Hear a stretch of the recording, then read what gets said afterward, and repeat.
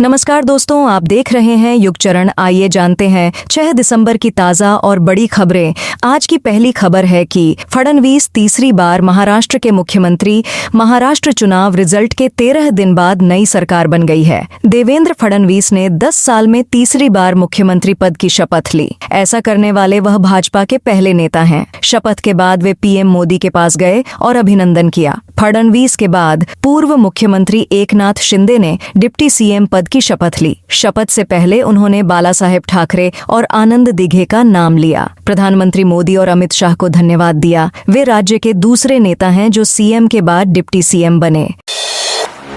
दिल्ली में प्रदूषण एससी पाबंदियों पर डील देने को राजी। दिल्ली प्रदूषण को लेकर आज सुप्रीम कोर्ट में सुनवाई हुई। इसमें कोर्ट दिल्ली में ग्रैब पाबंदियों में डील देने को राजी हो गया है। हालांकि कोर्ट ने कहा है कि पाबंदियां ग्रैब 2 से नीचे नहीं जानी चाहिए। दरअसल committee for air quality management ने बताया कि दिल्ली की हवा में प्रदूषण कम हुआ है, इसलिए अब हमें ग्रैब की पाबंदियां कम करने की जरूरत है। कोर्ट ने यह भी कहा कि आगे और मॉनिटरिंग की जरूरत है। अभी हम कमीशन को ग्रैब 2 लागू करने की इजाजत देते हैं। बेहतर होगा कि कमीशन ग्रैब 3 की भी कुछ जरूरी पाबंदियों को लगाए रखें। पहले दिन 250 करोड़ से ज्यादा कमा सकती है। पुष्पा 2 अल्लू अर्जुन की most awaited film Pushpa 2 release हो गई है। फिल्म को लेकर पूरे देश में गजब का उत्साह देखा जा रहा है। फिल्म ने गुरुवार दोपहर 3 बजे तक 72 करोड़ रुपए कमा लिए हैं। एनालिस्ट का कहना है कि फिल्म पहले दिन 250 करोड़ से ज्यादा भी कमा सकती है। अगर ऐसा हुआ तो यह पहले दिन सबसे ज्यादा कलेक्शन करने वाली इंडियन फिल्म बन जाएगी। ट्रेड एक्सपर्ट और क्रिटिक्स तरण आदर्श के मुताबिक फिल्म हिंदी वर्जन में जवान का रिकॉर्ड आसानी से तोड़ देगी। जवान ने पहले दिन 65 करोड़ 50 लाख का कलेक्शन किया था। बांग्लादेश ने कोलकाता त्रिपुरा से डिप्लोमेट्स वापस बुलाए। बांग्लादेश की यूनुस सरकार ने कोलकाता और त्रिपुरा से अपने 2 डिप्लोमेट्स को वापस बुला लिया है। 2 दिसंबर को अगरतला में बांग्लादेशी हाई कमीशन में घुसपैठ हुई थी। कोलकाता में भी डिप्टी हाई कमीशन के बाहर विरोध प्रदर्शन हुए थे। इन्हीं घटनाओं को लेकर बांग्लादेश की अंतरिम सरकार ने 3 दिसंबर को डिप्लोमेट्स का वापस बुलाने का फैसला लिया था। हालांकि इसकी जानकारी अब सामने आई है। कोलकाता में बांग्लादेश के acting deputy high commissioner Mohammad Ashrafur Rahman Dhaka पहुंच चुके हैं। उन्होंने बांग्लादेशी सरकार के फॉरेन एडवाइजर तौहीद हुसैन से मुलाकात भी की।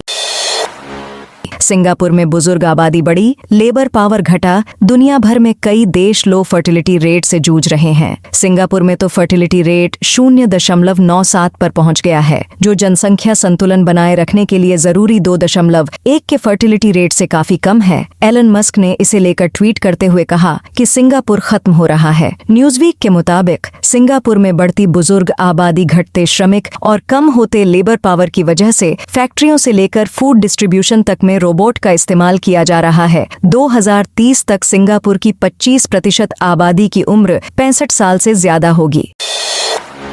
पाकिस्तान में इमरान खान के खिलाफ 14 नए केस दर्ज। जेल में बंद पाकिस्तान के पूर्व प्रधानमंत्री इमरान खान की मुश्किलें बढ़ती ही जा रही हैं। इमरान के खिलाफ इस्लामाबाद में हिंसक प्रदर्शन के आरोप में 14 नए मामले दर्ज किए हैं। इसके साथ ही इस्लामाबाद में इमरान के खिलाफ दर्ज मामलों की संख्या बढ़कर 76 हो गई है। इस्लामाबाद कैपिटल टेरिटरी पुलिस ने 5 दिसंबर को हाईकोर्ट में रिपोर्ट जमा कर इसकी जानकारी दी है। इमरान ने जेल से संदेश जारी कर अपने समर्थकों और पीटीआई पार्टी के कार्यकर्ताओं से देश भर में विरोध प्रदर्शन करने के लिए कहा था। इमरान की मांग थी कि चुनावों में उनकी पार्टी को मिले जनादेश को मान्यता मिले, हिरासत में लिए गए पार्टी मेंबर्स को रिहा किया जाए और सुप्रीम कोर्ट में जजों की नियुक्ति से जुड़े 26वें संशोधन को रद्द किया जाए। नोएडा में धरने पर बैठे 34 किसान गिरफ्तार। नोएडा में पंचायत से पहले पुलिस ने 34 किसानों को गिरफ्तार कर लिया है। बुधवार देर रात पुलिस ने 0 पॉइंट पर धरने के लिए बैठे किसानों को भी हटा दिया। पुलिस की इस कार्रवाई से किसानों में आक्रोश है। दरअसल बुधवार शाम को सीएम योगी ने कानून व्यवस्था की समीक्षा की। इस दौरान उन्होंने कहा कि अराजकता कहीं भी बर्दाश्त नहीं होगी, चाहे वो संभल हो या ग्रेटर नोएडा। इसके बाद आनन फानन में पुलिस ने एक्शन लिया। गुजरात में फर्जी ईडी टीम ने ज्वेलर को लूटा। गुजरात के गांधीधाम में फर्जी प्रवर्तन निदेशालय की टीम ने ज्वेलर की दुकान और घर पर छापेमारी की। इस दौरान 22,25,000 रुपए नकद और आभूषण चुरा ली। पुलिस ने इस मामले में 12 आरोपियों को गिरफ्तार किया है। पुलिस ने बताया गया कि यह घटना 2 दिसंबर की है। आरोपियों ने शहर की ज्वेलरी शॉप राधिका ज्वेलर्स पर छापामारी की। इन्होंने खुद को ईडी की टीम बताया था। इस दौरान नकदी और जेवर चुरा ली। ज्वेलर ने बाद में पुलिस को जानकारी दी तो पुलिस ने जांच की। पता चला कि ईडी ने कोई छापामारी नहीं की है। इसके बाद पुलिस ने आरोपियों को पकड़ने के लिए कई टीमें बनाई। पुतिन ने भारत के मेक इन इंडिया की तारीफ की। रूस के राष्ट्रपति व्लादिमीर पुतिन ने भारत और प्रधानमंत्री नरेंद्र मोदी की तारीफ की है। मॉस्को में एक इन्वेस्टमेंट फोरम में बोलते हुए पुतिन ने कहा कि भारत ने छोटे और मीडियम स्केल के उद्योगों की स्थिति को स्थिर बनाए रखा है। पुतिन ने तारीफ करते हुए भारत के मेक इन इंडिया प्रोग्राम की तुलना रूस के इम्पोर्ट सब्स्टिट्यूट प्रोग्राम से की। BHU ने सिविल सर्विसेज के लिए फ्री कोचिंग शुरू की। डॉ. Ambedkar centre of excellence Banaras Hindu university Varanasi ने 2024 से 25 बैच के लिए SSC और OBC स्टूडेंट्स की मुफ्त कोचिंग स्कीम के लिए एप्लीकेशन प्रोसेस शुरू हो गया है। इसके लिए SSC और OBC कैंडिडेट्स से ऑनलाइन एप्लीकेशन मांगे गए हैं। DAC प्रोग्राम आर्थिक रूप से पिछड़े, अनुसूचित जाति और अन्य पिछड़ा वर्ग के कैंडिडेट्स को बेहतर और मुफ्त कोचिंग देने के लिए है। इसका उद्देश्य उन्हें गवर्नमेंट सेक्टर में बेहतर नौकरियों के लिए कंपटीशन एग्जाम के लिए तैयार करना है।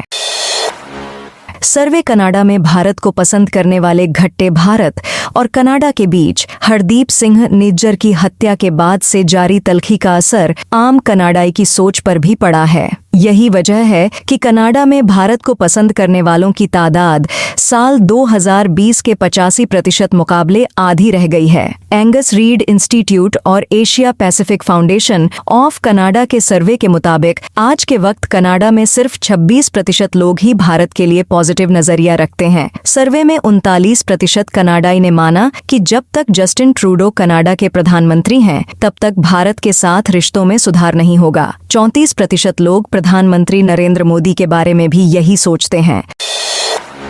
जयशंकर बोले, अलग फिलिस्तीन देश बनाने पर हमारा समर्थन। विदेश मंत्री S जयशंकर ने आज संसद में एक संप्रभु और आजाद फिलिस्तीनी देश को भारत का समर्थन दोहराया। उन्होंने कहा कि इजराइल फिलिस्तीन संघर्ष खत्म करने के लिए भारत 2 स्टेट सॉल्यूशन यानी अलग फिलिस्तीन देश बनाए जाने के फैसले के समर्थन पर कायम है। हालांकि विदेश मंत्री ने यह भी कहा कि इजरायली बंधकों के मुद्दों को भी कम नहीं आंका जा सकता या इसे नजरअंदाज नहीं किया जा सकता।